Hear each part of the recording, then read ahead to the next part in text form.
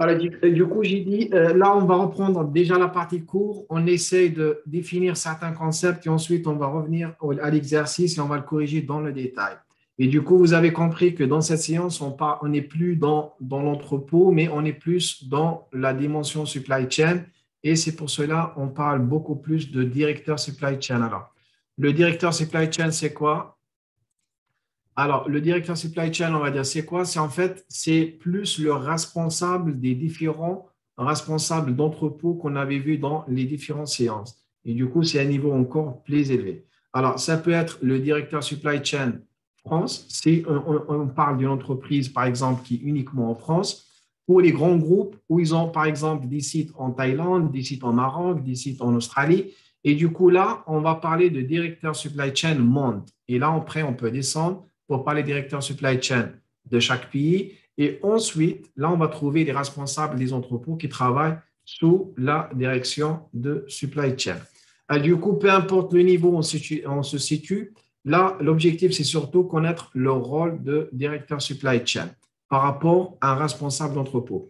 En fait, c'est presque similaire, mais là, le directeur supply chain, il aura en charge surtout la coordination des différents flux au niveau de toute l'entreprise, pas uniquement au niveau de l'entrepôt, mais au niveau de toute l'entreprise. Et c'est lui qui va coordonner toute cette activité. Alors, c'est lui, en fait, qui va piloter globalement toute la supply chain et c'est lui qui a la visibilité sur tout ce qui se passe au niveau de la supply chain, pas uniquement de l'entrepôt ou uniquement dans une région, mais au niveau de toute la supply chain. Et du coup, c'est lui surtout qui va coordonner entre différentes entités de l'entreprise. D'accord? Ça peut être le site qui est à Strasbourg, le site qui est à Marseille, le site qui est en Chine, le site qui est en Thaïlande, le site qui est au Canada. Et là, vous avez vu aussi, si vous avez regardé des points métiers, la première séance et la deuxième, vous avez vu par exemple le responsable de L'Oréal Canada et comment lui, il exerce son métier. Si vous imaginez aussi le responsable L'Oréal Supply Chain Monde, là, du coup, c'est lui qui va coordonner l'ensemble de ses activités. Alors, son rôle dans l'entreprise, en fait, c'est lui qui doit établir en coordination avec d'autres services le plan industriel et commercial. Ça veut dire quoi ça? Ça, on l'a abordé quand on a parlé de la troisième séance de la production ou la logistique de production. Et du coup, c'est un plan qu'on va établir sur le moyen et le long terme. Dans quelques années, finalement, comment l'activité de l'entreprise va évoluer. Et du coup, est-ce qu'on a les ressources nécessaires ou pas? Quels sont les produits qu'on doit mettre en place? Quelles sont les prévisions de vente? Quelles sont les prévisions de production? Est-ce que les ressources qu'on a aujourd'hui sont capables d'assumer la charge qu'on va avoir d'ici quelques années ou pas? Sinon, quelles sont les choses qu'on doit mettre en place? Est-ce qu'il faut recruter? Est-ce qu'il faut créer, par exemple, une nouvelle usine, ainsi de suite. Et tout ça, c'est des décisions qu'on doit prendre sur le long terme. C'est la responsabilité de directeur supply chain parce que c'est lui qui a la vision globale et sur plusieurs années. OK? En intégrant plusieurs services, le service commercial, le service marketing, ainsi de suite. OK? Ensuite, c'est lui aussi qui doit analyser l'ensemble des processus, d'accord, en interne, mais également en externe avec les clients, avec les fournisseurs. C'est lui également qui va définir la politique ou les politiques d'achat, les politiques de transport. C'est lui aussi qui va mettre en règle les conditions de négociation et les contrats cadres qu'on peut mettre en place avec l'ensemble des partenaires. C'est lui aussi qui doit suivre et mettre en place les KPI. Là, c'est une notion qu'on avait vue. La cinquième science, la science 5, on a parlé des KPI et on avait donné plusieurs exemples. Et du coup, c'est lui qui doit les mettre en place, c'est lui qui doit suivre ces KPI pour prendre des bonnes décisions. Alors, je ne reviens pas sur la notion de coordination, ça on l'a évoqué, mais juste attention, ça peut être la coordination interne entre différents services, entre différents sites, ça peut être également la coordination entre d'autres partenaires, entre d'autres clients aussi. Et là, c'est ce qu'on va détailler juste après. Alors, les compétences pour être un bon directeur supply chain, il y a des compétences humaines. Le sens de la communication, il est très important parce qu'il va non seulement communiquer avec ses propres équipes, mais il va également communiquer avec d'autres services. il va communiquer avec d'autres partenaires. Et là, si on intègre la dimension internationale, il y a tous les problèmes interculturels, les problèmes aussi juridiques qui sont différents d'un pays à un autre, ainsi de suite. La prise des décisions, et des fois aussi, il faut qu'on soit très rapide. D'accord? Est-ce qu'il vaut mieux, par exemple, livrer une commande, même si elle est incomplète, mais en respectant les délais, ou attendre encore 2, 3 jours et la livrer en retard, mais complète? Là, par exemple, il y a certaines décisions auxquelles il faut faire face. On doit prendre une décision rapidement. Le sens de leadership, parce que comme il est responsable non seulement de son équipe, mais les différentes équipes aussi, la notion de coordination, ça on l'a dit, en interne, mais également en externe, et la notion de délégation avec les autres responsables d'entrepôt, les responsables régionaux, ainsi de suite. Alors, il a aussi des compétences de négociation et d'analyse. Il a le recul pour prendre des bonnes décisions et pour analyser les situations et faire évoluer certaines pratiques. D'accord? Rappelez-vous, on a parlé beaucoup de l'organisation en silo. On n'est plus focalisé à l'intérieur d'un seul service, mais on essaie d'avoir une vision transversale et du coup, des fois, on est obligé d'apporter certaines modifications. Des compétences techniques, et ça, on va revenir tout à l'heure, surtout quand on va répondre à l'exercice. Quand on dit des compétences techniques, ce n'est pas un informaticien, ce n'est pas lui qui va coder, mais il arrive quand même, il a des compétences pour pouvoir utiliser le système d'information d'entreprise pour chercher la bonne information dans la base de données pour pouvoir sortir des indicateurs ou analyser, faire des rapports, ainsi de suite. Ce n'est pas lui le responsable des ressources humaines, mais il a quand même des compétences. Ce n'est pas lui l'acheteur, mais il a des compétences. Il peut lire aussi des tableaux de production, il peut lire des tableaux comptables, ainsi de suite. Et du coup, vous voyez, il a des compétences plus ou moins généralistes dans les autres métiers. Par contre, il est le spécialiste dans son métier à lui. Alors, si juste, en fait, cette figure, elle me montre l'organigramme et surtout la place que ça prend la supply chain et le supply chain manager qui devient de plus en plus une fonction très stratégique. Et là, vous voyez, en fait, elle est en lien direct avec la direction générale. Elle est au même niveau que la fonction ressources humaines, que la fonction marketing, que la fonction commerciale. C'est des fonctions que vous connaissez souvent. Et là, vous voyez, en fait, c'est toute une fonction à part entière qui dépend directement de la direction générale. Ensuite, si vous voulez rentrer dans le détail, là, vous voyez, elle regroupe plusieurs services, opérations industrielles, et là, on va trouver toute la partie production, planification, qualité, toute la partie approvisionnement et stockage, qu'il s'agit de la matière première, des produits semi-finis, des produits finis, la partie logistique au niveau des entrepôts, au niveau de la logistique ou du transport pur, la partie prévision. Et là, vous voyez, par exemple, la partie prévision, elle a un lien direct, par exemple, avec la direction commerciale. Tout ce qui est aussi la gestion de services après-vente, les systèmes d'information dédiés à la supply chain, ce qu'on avait vu quand on a parlé des ERP. Alors, juste entre parenthèses, là, vous voyez, on a deux fonctions supply chain, on a achat. Dans certains groupes, on les sépare, on a tout un service à part entière qui est achat, et dans d'autres, on va l'intégrer directement dans la fonction supply chain. C'est pour cela qu'il ne faut pas que vous soyez étonné si vous voyez achat à l'intérieur du service supply chain. C'est juste entre parenthèses. Alors, aussi, pour montrer un petit peu l'importance, et là, c'est des choses que vous connaissez et vous avez traité peut-être dans le détail dans d'autres modules. Là, il s'agit de la chaîne de valeur de Porter. C'est lui le premier qui a parlé de la chaîne de valeur et l'a représenté.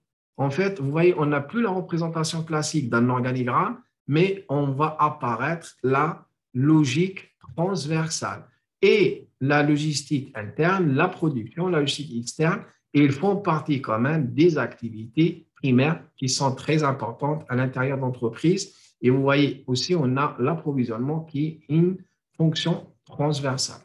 Là, ce qu'on garde de cette figure, c'est surtout la notion de transversalité ou l'approche processus qui a apparu grâce justement à l'approche de Porter. Ensuite, là, il y a aussi la notion d'externalisation. Dans quel sens en fait? c'est qu'on essaye de rester focalisé dans le cœur. Chaque entreprise, elle essaie de ne pas perdre son temps sur des choses qui ne sont pas dans son cœur de métier. Alors, je vous donne un exemple.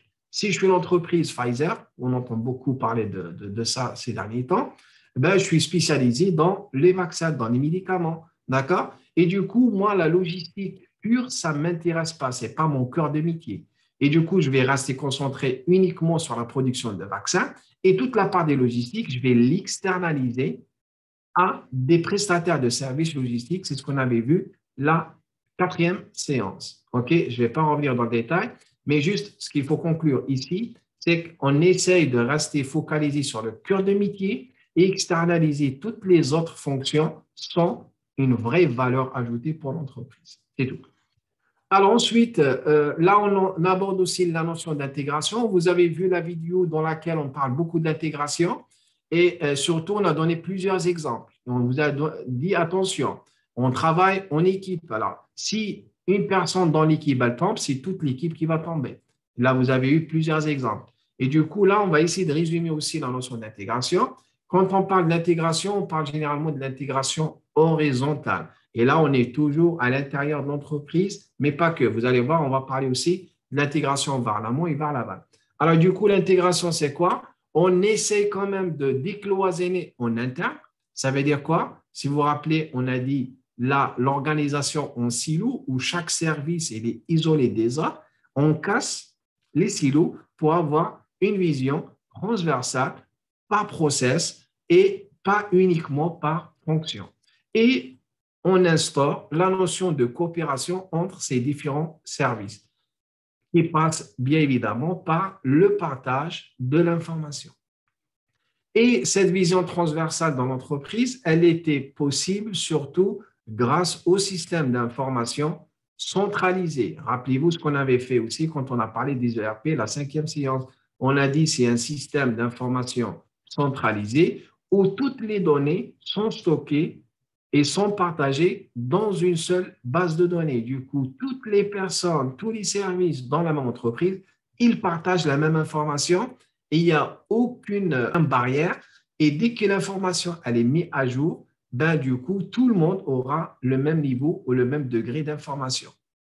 Alors ensuite, là, c'est juste pour vous dire aussi, attention, on passe d'une vision, on va dire, verticale à une vision transversale.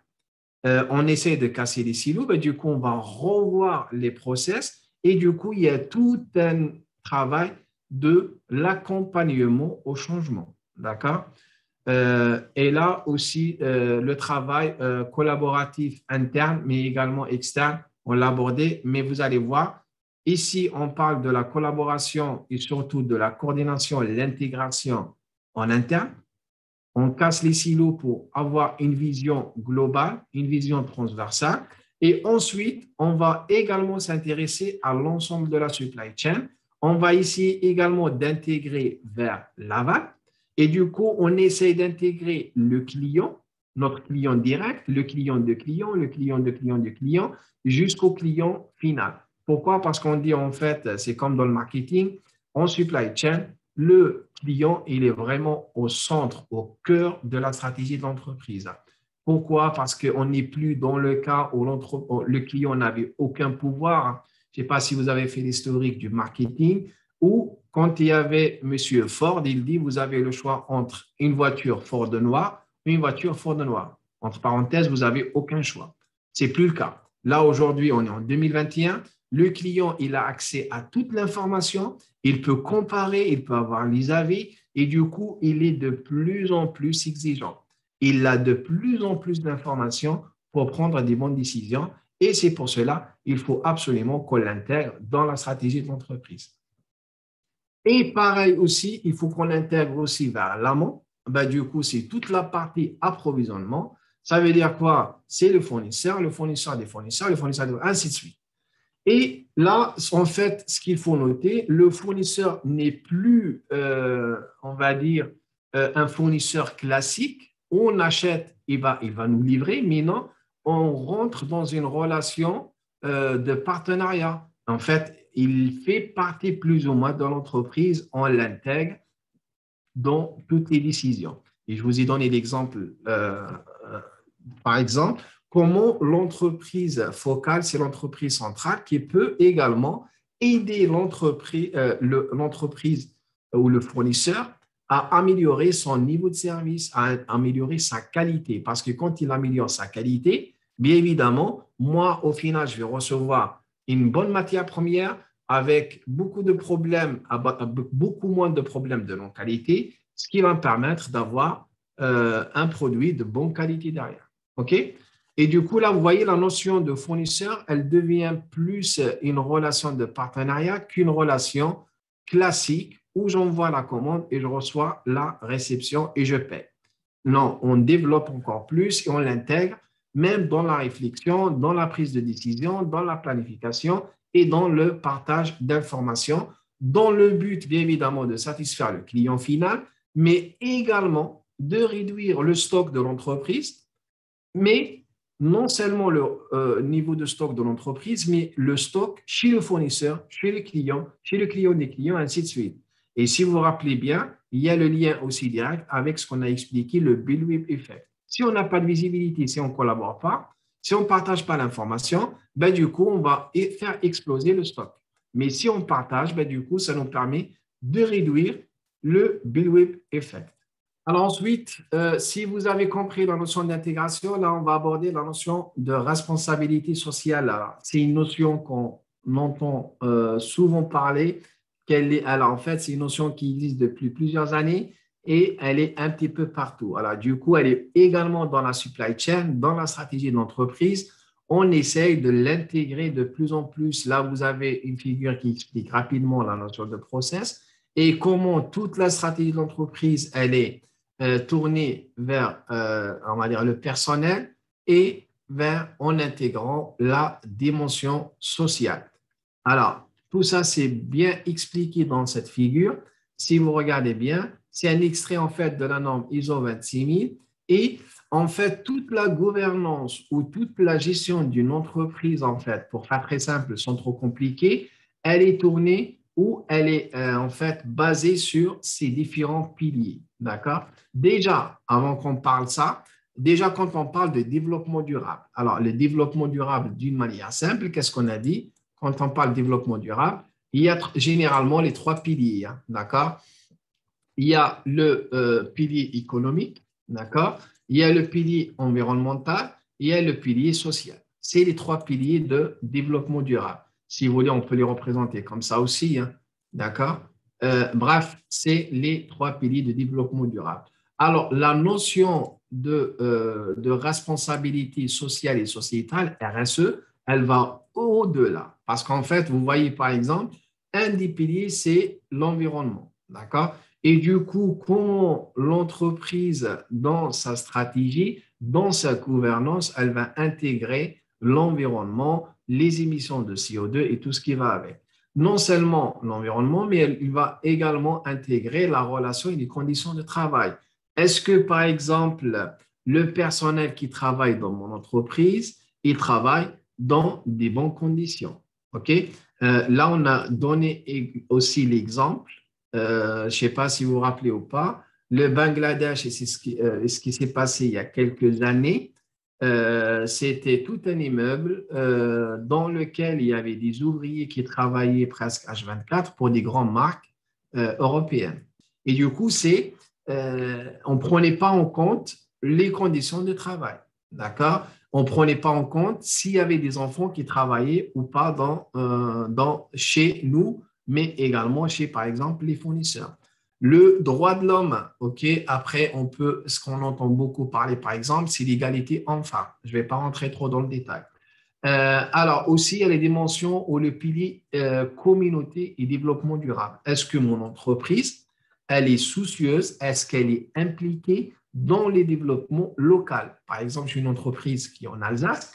Finalement, est-ce que je participe directement, indirectement? Au moins pour informer, par exemple, les gens de mon village que, par exemple, euh, les produits que je jette ne sont pas toxiques ou j'essaie de les traiter avant de les jeter. D'accord? La fumée qu'ils voient, par exemple, elle n'est pas toxique, ainsi de suite. Et du coup, là, il y a un degré au moins de communication. Ensuite, on peut aller au-delà, d'accord, pour développer et participer dans le développement. Je vous donne un exemple. Est-ce que l'entreprise, par exemple, elle va au point de financer certaines bourses des étudiants qui font leurs études à l'université? Est-ce que l'entreprise, elle va, par exemple, participer dans la fabrication d'une école primaire ou d'une crèche? Là, vous voyez, c'est des choses qu'on n'entend pas souvent parler ici en France, mais c'est des choses qui existent. Par exemple, je peux vous donner un exemple de l'entreprise Bayer. Bayer, elle est très connue en France. Elle est très connue aussi en Thaïlande. Et en Thaïlande, elle faisait beaucoup des actions de ce type pour financer des bourses à l'université, pour construire des écoles dans des villages. Et du coup, là, elle est très impliquée dans le développement local. Relations, alors, qui sont relatives aux consommateurs. Et là, il peut s'agir déjà des données. Est-ce que les données sont partagées ou pas? Est-ce qu'elles sont privées ou pas? Bref, et on peut aller encore plus dans le détail, sans trop rentrer dans le détail. Et ça, c'est plus ou moins les différents piliers de la RSE. OK? Alors ensuite, maintenant, ce qui nous intéresse aussi, c'est toute la partie green ou la supply chain verte. Alors là, dans cette figure, on peut trouver cette notion à différents niveaux. On peut la trouver, par exemple, au niveau de la green supply chain. On dit aussi la logistique ou green logistique. Et là, en fait, il y a un petit peu de différence entre les deux. Quand on parle de green supply chain, par exemple, est-ce qu'on va optimiser les flux logistiques pour réduire l'impact environnemental de l'entreprise ou pas? La certification, vous l'avez vu également dans la vidéo, ça revient souvent et des fois, on a souvent tendance à voir des logos, d'accord, des pictogrammes sur des emballages. On ne sait même pas d'où ça vient, mais bref, derrière, il y a tout un processus bien défini de certification pour expliquer tout l'effort déployé par l'entreprise. Après, ça peut être au niveau de l'environnement, ça peut être au niveau des conditions de travail, ça peut être au niveau de source de la matière première. Bref, ça peut représenter plusieurs choses, les certifications. Au niveau de la logistique, quand on parle de green logistique, on est plus dans la partie transport. On va alors essayer de réduire les émissions de gaz à effet de serre. Par exemple, les camions que j'utilise pour transporter, c'est des camions propres, d'accord? C'est des camions qui ne mettent pas beaucoup. J'essaie par exemple d'utiliser les vélos pour le dernier kilomètre, ainsi de suite. Alors, au niveau de l'innovation, Green Innovation, par exemple, je vais essayer de utiliser l'emballage, d'accord, biodégradable. Et ça, je pense en amont. Vous voyez, là, je suis vraiment dans la partie développement. J'essaie d'innover déjà dans l'emballage que je vais utiliser. OK? Au niveau de la production, ça peut être la réduction de l'impact énergétique, par exemple, la réduction de consommation d'énergie. Il y a beaucoup d'usines qui utilisent beaucoup de l'eau, d'accord, dans leur process de fabrication. Est-ce que finalement, je vais retraiter de l'eau avant de la jeter? Est-ce que je vais la jeter directement? Ainsi de suite. Et le dernier, en fait, ou la dernière dimension, c'est au niveau de green recycling, c'est tout l'effort que j'essaie de faire au niveau de recyclage. Est-ce que, par exemple, je vais mettre en place un système pour recycler le produit en fin de vie? Ben, du coup, je les récupère. Et là, vous commencez à entendre parler que ce produit, par exemple, il est issu 80% de produits recyclés, ainsi de suite. Et là, on montre l'effort qui est fait au niveau de recyclage. Ça, c'est grosso modo, sans trop rentrer dans le détail, pour parler de green supply chain ou la supply chain verte. Alors maintenant, une dernière chose, c'est juste une ouverture globale sur l'avenir de la supply chain, c'est les nouvelles tendances et surtout, pourquoi c'est important? Parce que aujourd'hui, on est en 2021, il y a beaucoup de choses qui existent, il y a des choses qui sont en train de se développer et quand vous arrivez sur le marché de travail, peut-être, ou si vous allez devenir un supply chain manager, peut-être vous allez faire face à certaines de ces technologies. Alors, aujourd'hui, on utilise beaucoup, par exemple, des systèmes d'information pour optimiser le stock. Et du coup, on n'a aucun souci, par exemple, de gérer chez Amazon 5 millions de références. Ça peut être des références une référence de quelques grammes. à des références de quelques kilos ou plusieurs kilos, ainsi de suite. Euh, alors, on utilise également des capteurs automatiques ou presque. On a parlé, quand on a fait la troisième ou la quatrième séance, des puces RFID. Et du coup, ça aussi, ça révolutionne la logistique. Et du coup, je ne suis plus obligé de scanner produit par produit, mais je peux faire passer directement la palette où il y a, là, je peux vous montrer même, si vous voulez, des vidéos. On a, par exemple, on peut utiliser le drone. Là, on le voit ici, mais je peux utiliser le drone pour scanner, d'accord, et faire l'inventaire des stocks. C'est plus l'étudiant que je vais recruter qui va scanner produit par produit, mais je peux automatiser. Alors, l'informatique et le stockage dématérialisé, c'est des choses que vous connaissez déjà. Il y a quelques années, c'est des choses qui étaient très bizarres, qu'on n'arrivait même pas à comprendre.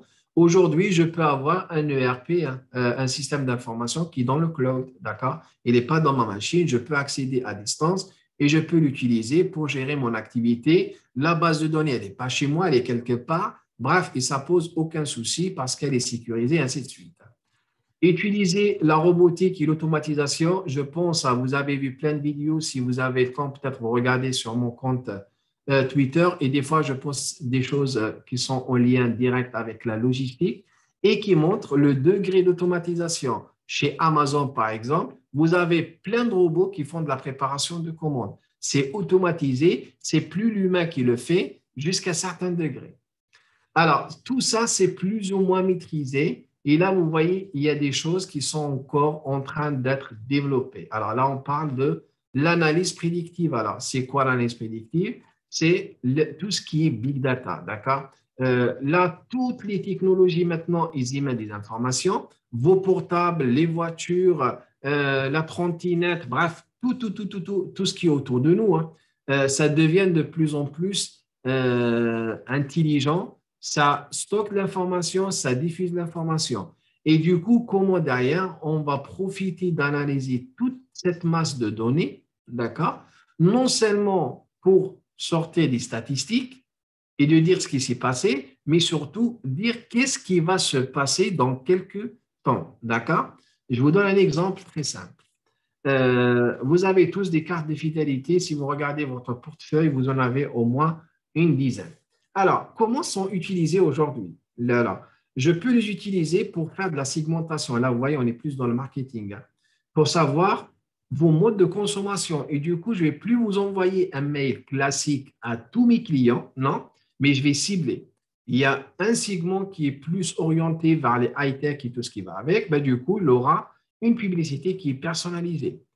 Vous avez vu ça aussi grâce aux cookies que vous avez dans votre ordinateur en cible. Vous avez une publicité ou vous recevez un mail qui est en lien direct avec la recherche que vous avez effectuée. Dans l'avenir, on va croiser tout ça avec vos données Facebook, avec vos données Instagram, avec vos données Twitter, avec peut-être le mouvement dans votre compte carte bancaire. Et du coup, là, on peut générer, on peut anticiper certaines modifications, on peut anticiper certains problèmes. Et ça va nous permettre d'anticiper des problèmes et de prendre des bonnes décisions avant que ça arrive. OK? Là aussi, vous voyez, là, on l'a dit déjà, tout ce qui est technologie embarquée, mobile, c'est de l'intelligence, c'est des informations. Il faut qu'on les analyse, il faut qu'on arrive à récupérer des données. On parle de l'impression 3D qui est en cours de développement et le drone et les véhicules autonomes. Imaginez maintenant, d'ici quelques années, le trajet que je fais d'habitude dans un camion entre Strasbourg et Lyon, ça sera fait juste dans un camion autonome qui connaît très bien la route, qui va prendre la route seul. D'accord? Le drone, là, il est là. Regardez.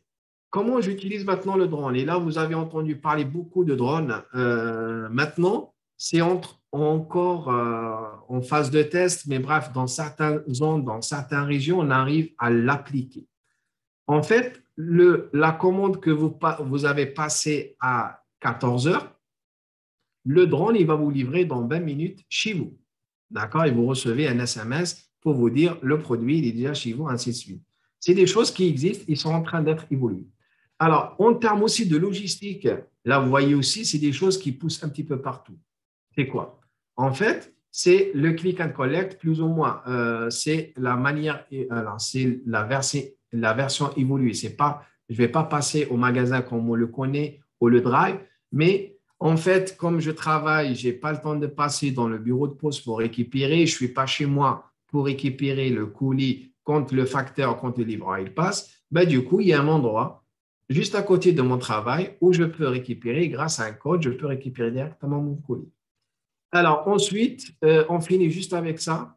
Alors, vers une consommation locale et responsable, dans quel sens? En fait, on a développé il y a quelques années le modèle des hypermarchés. Alors, les hypermarchés, on les a positionnés à l'extrémité ou à l'extérieur des villes, d'accord? Pour réduire le coût. Et du coup, les clients, ils étaient capables de faire le trajet une fois par semaine. C'était du plaisir de partir faire les courses et faire du shopping parce qu'il y avait plusieurs magasins et peut-être faire profiter les enfants pour faire du loisir, ainsi de suite. Maintenant, c'est plus une punition que du loisir, d'accord? Faire les courses, ça va bloquer toute l'après-midi ou toute la matinée avec les bouchons, avec la queue, bref. Et du coup, là, on est en train de revoir le modèle depuis, on va dire, quelques années pour revenir dans les quartiers. Et c'est ce qu'on va en fait développer depuis plusieurs années maintenant. Et ça s'accélère. C'est par exemple les petites supérettes. On a des petits Auchan, on a des petits Carrefour, on a des petits Leclerc, on a des points retrait. Et là, on revient dans le quartier. On revient pour développer la relation avec le client qui connaît maintenant la caissière, qui connaît l'agent de sécurité, qui connaît. Et là, on développe une autre manière de travailler et de consommer. C'est pour cela qu'on utilise le terme d'épicerie de gros. Alors ensuite, juste une dernière notion qui risque de vous croiser aussi bientôt, c'est l'Internet des objets. On connaît l'Internet, mais là, on parle des Internet des objets ou l'Internet of Things. D'accord? Alors, c'est quoi? C'est comment j'arrive à profiter maintenant que tous les produits, tous les objets, plus ou moins, sont connectés. Et cela, ça génère une énorme masse d'informations. D'accord? Comment j'arrive à exploiter cette masse de données et surtout rendre l'invisible visible pour prendre des bonnes décisions. D'accord? Passer d'une organisation en flux poussé, ça on l'a vu, à une organisation en flux tiré. Et la supply chain va devenir une génératrice en fait de revenus au lieu d'être juste une consommatrice. Et ça nous rend beaucoup plus efficace, ça nous différencie de la concurrence et ça nous permet d'innover par rapport à nos concurrents. OK? Ça peut être au niveau d'entreprise, ça peut être de bout en bout de la chaîne. D'accord? Alors, pour faire très simple encore, l'Internet des objets, en fait, si vous voulez, là, on connaît Blablacar, d'accord? On connaît, par exemple, Airbnb. J'ai, par exemple, 2, 3 places disponibles chez moi ou dans ma voiture. Je vais les proposer pour les gens qui puissent faire le trajet avec moi.